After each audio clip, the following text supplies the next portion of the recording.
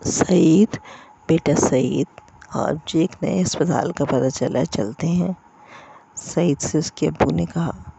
لیکن سعید کہنے لگا، ابو میرا تو دل ہی نہیں جاتا، ہم کتنے ہی ڈاکٹروں کے پاس جا چکے ہیں اور کتنے ہی دن گزر چکے ہیں، میری آنکھیں روز بروز جواب دے رہی ہیں، میری پوری کوشش کے باوجود، پوری توجہ کے باوجود، پوری دوائی کھانے کے باوجود میری نظر روز بروز گر رہی ہے، ابو کیا میں اندھا ہو جاؤں گا؟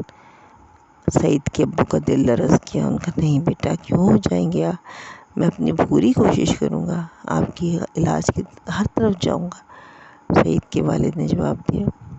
پھر وہ نے اسے لے کے لاہور کے مشہور اسپتالوں میں گئے، جتنے مشہور آئی اسپتال سے، کبھی ایک ہسپتال میں کبھی دوسرے میں، جب بھی نیا ڈاکٹر ملتا وہ نئی دوا دیتا ہے، معائنہ کرتا پھر نئی دوا دیتا، تو وہ اس کا دل خوش ہو جاتا، امید سی بن جاتی کہ اب سعید ٹھیک ہو جائے گا۔ لیکن کچھ عرصے استعمال کے بعد کوئی بھی فرق نہ پڑتا، بلکہ آنکھوں کی روشنی مزید کم ہو جاتی۔ پھر وہ ایک نئی امنگ کے ساتھ ایک نئے ڈاکٹر کے پاس چلے جاتے، پھر اس کا علاج شروع ہو جاتا، پھر وہاں سے کچھ پتہ نہ چلتا، کوئی حاصل نہ ہوتا، پھر جو کوئی بتاتا، پھر اسی طرح کرتے کرتے کافی عرصہ گزر گیا اور اس کی زندگی میں اندھیرے اترنے لگے۔ وہ روز بروز قنوطی ہوتا جا رہا تھا، اس کی بہت اچھی نوکری چھوٹ گئی، اس کا سارے دوست احباب چھوٹ گئے اور وہ ڈپریشن میں جا رہا تھا۔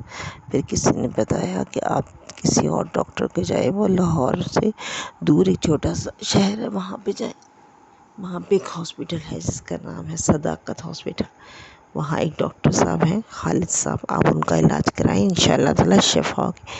بہت نیک آدمی ہیں اور بہت لوگ ان سے شفا یاب ہوتے ہیں۔ وہ امید کی رسی تھام کے دوسرے شہر میں گئے، وہاں ٹھہرے، اس نے ابو کے ساتھ اس ہاسپٹل میں گئے اور پھر ایک نئے ولولے کے ساتھ، نئی امید کے ساتھ انہوں نے ہاسپٹل میں قدم رکھا۔ ڈاکٹر صاحب نے معائنہ کیا، آنکھیں دیکھی بھالی، پھر کہنے لگے آپٹک نروز کمزور ہو رہی ہیں، آپ کچھ عرصہ یہ علاج کریں۔ انہوں نے اور وہ گھر واپس آ گئے، انہوں نے پوری توجہ سے علاج کیا۔ اس کے بعد پھر ڈاکٹر صاحب کے پاس گئے، ڈاکٹر صاحب نے دیکھا، انہوں نے کہا میں نے بہترین دوائی آپ کو دی تھی، بہترین ایکسرسائز آپ کو بتائی تھی، اب کچھ فرق نہیں پڑا۔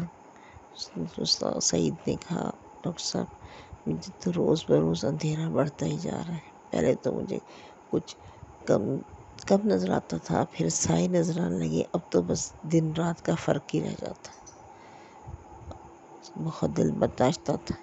تو ڈاکٹر صاحب نے کہا کہ آپ نے بہت لوگوں سے علاج کرا لیا، بہت ڈاکٹرز کو دیکھ لیا، ایسا کرتے ہیں اللہ تعالیٰ کے کسی نیک بندے سے دعا کر لیں، میں ایک شخص کو جانتا ہوں جو بہت نیک ہے، آپ ان کے پاس چلے جائیں۔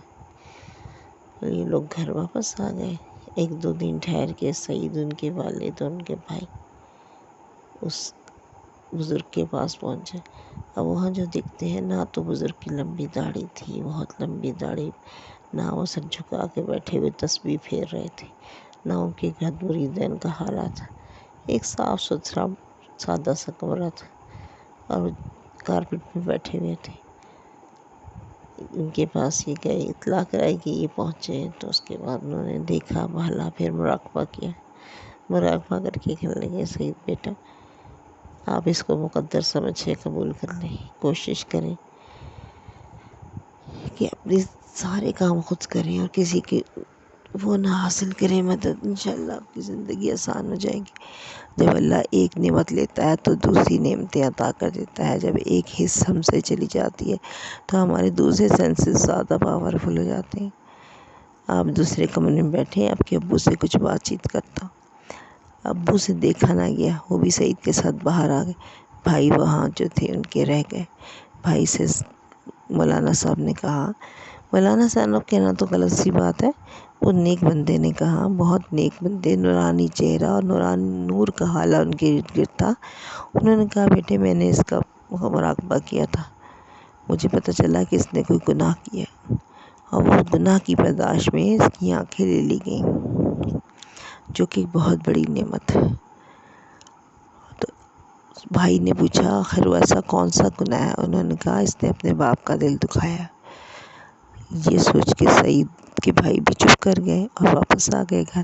بعد میں ان کے والد نے پوچھا ان حضرت نے کیا کہا تھا؟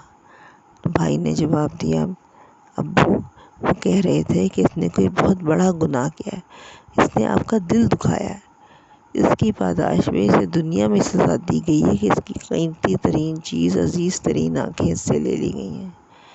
اس کے ابو رونے لگے، کہنے لگے بیٹا اس نے ایسا کیا تھا، اس نے میری بڑی ہی بے عزتی کی تھی، بہت سارے لوگ تھے اور میرا دل خون کے آنسو رو رہا تھا، لیکن میں نے تو اسے بد دعا تب بھی نہیں دی تھی، پھر ایسا کیا ہوا؟ اس نے کہا ان کا مولانا صاحب نے یہی بتایا تھا کہ بعض گناہ ایسے ہوتے ہیں جن کا بدلہ اس دنیا میں بھی مل جاتا ہے۔ اب ہم کیا کر سکتے ہیں سوائے اس کی دعا کے؟ ماں باپ کی دل کی جو آہ ہوتی ہے وہ عرش پہ جاتی ہے، خاص طرف کے باپ کی دعا بھی قبول ہوتی ہے اور باپ کی آہ بھی فوراً لگ جاتی ہے۔ اللہ سب کو اس سے محفوظ رکھے اور سب کو نیک بنائے اور نیک اولاد بننے کی توفیق دے۔